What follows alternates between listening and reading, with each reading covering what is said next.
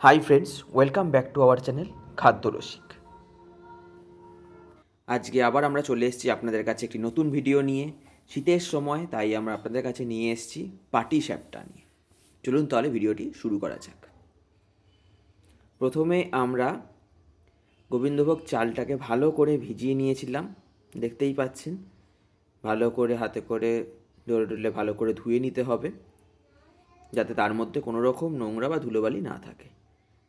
কিছুক্ষণ মোটামুটি 10-15 মিনিট ভিজিয়ে রাখার পর আমরা চালগুলোকে মিক্সিং জারে তুলে নিয়েছিলাম।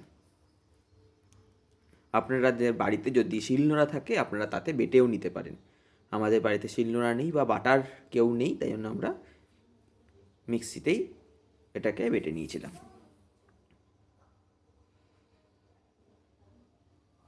দেখতে পাচ্ছেন এরকমভাবে বেটে নিতে হবে, এবং এর থিকনেসটাও দেখুন, মোটামুটি এরকম থিকনেস রাখতে হবে। খুব পাতলা হয়ে গেলেও হবে না, আর খুব মোটা থাকলেও হবে না।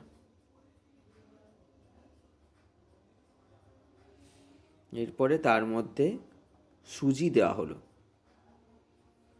মেজারিং কাপের মেপেই 2 কাপ মতো সুজি আর 1.5 কাপ মতো ময়দা অ্যাড করেছি। এরপরে ওই চাল গুঁড়োটার সঙ্গে ভালো করে এই সুজি ও ময়দাটাকে মিশিয়ে নিতে হবে। তারপরে এর মধ্যে দুধ অ্যাড করব।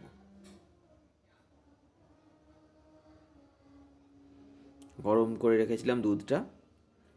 গরম করে একদম হুথুতে গরম দুধ নয়, একটু গরম করার পর একটু ঠান্ডা হওয়ার পর যে টেম্পারেচার হয় সেই টেম্পারেচারে দুধ আমরা এখানে অ্যাড করেছি, যেটাকে হাত দিয়ে আপনি মাখতে পারবেন। সেরকম টেম্পারেচারে গরম দুধ এর মধ্যে অ্যাড করা হয়েছে। এরপরে সব কিছু খুব ভালোভাবে মেখে নিতে হবে।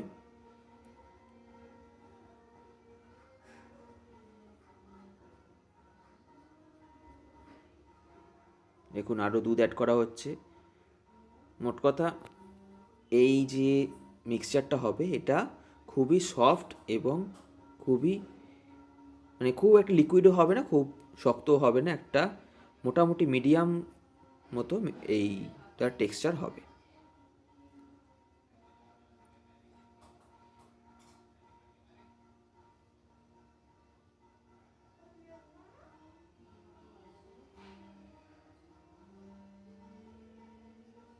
দেখুন আমরা একটুখানি চাল গুঁড়ো অ্যাড করেছি এর মধ্যে।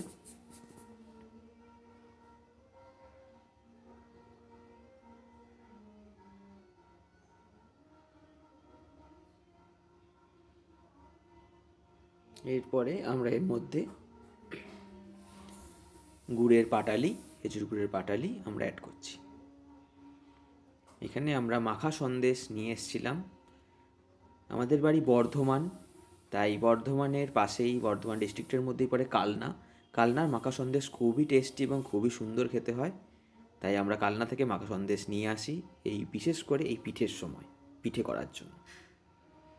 এরপরে ভালো করে ফ্রাইং প্যানটায় গরম করে তার মধ্যে তেল ব্রাশ করে দিয়ে ওই যে আমরা চালের গুঁড়ো, সুজি এবং ময়দা দিয়ে যে মিক্সচারটা তৈরি করেছিলাম সেটাকে এর মধ্যে দিয়ে দিতে হবে, এবং খুব ভালো করে এটাকে ফ্রাইং প্যানের মধ্যে স্প্রেড করে দিতে হবে। যখন দেখবেন এটা এরকম ফুটো ফুটো হয়ে আসছে, তখন বুঝতে পারবেন যে আপনাদের একটা পিঠ মোটামুটি ফ্রাই হয়ে গেছে। এরপরে আস্তে আস্তে করে এটাকে এরকম ভেতরে মাখা সন্দেশ দিয়ে উপর থেকে এরকম রোল করে দিতে হবে। আমরা এখানে ঘি ব্রাশ করেছি, আপনারা চাইলে এখানে আপনারা তেল বা বাটার ব্রাশ করেও আপনারা খেতে পারেন।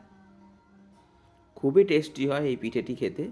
চলুন আরেকবার আপনাদের আমরা করে দেখাচ্ছি।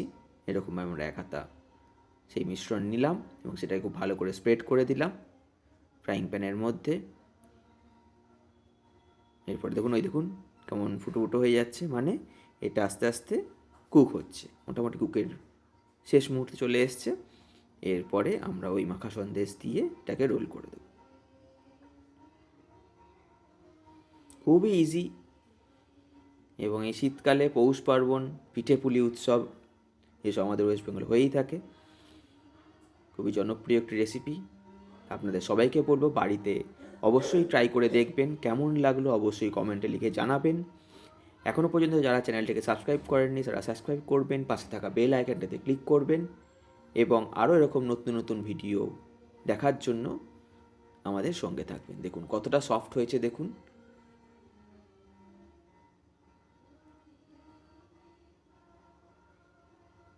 খুবই সুস্বাদু হয়েছিল খেতে। আপনারাও অবশ্যই ট্রাই করে আমাদের কমেন্টে লিখে জানাবেন আপনাদের কেমন লাগলো এই রেসিপিটি।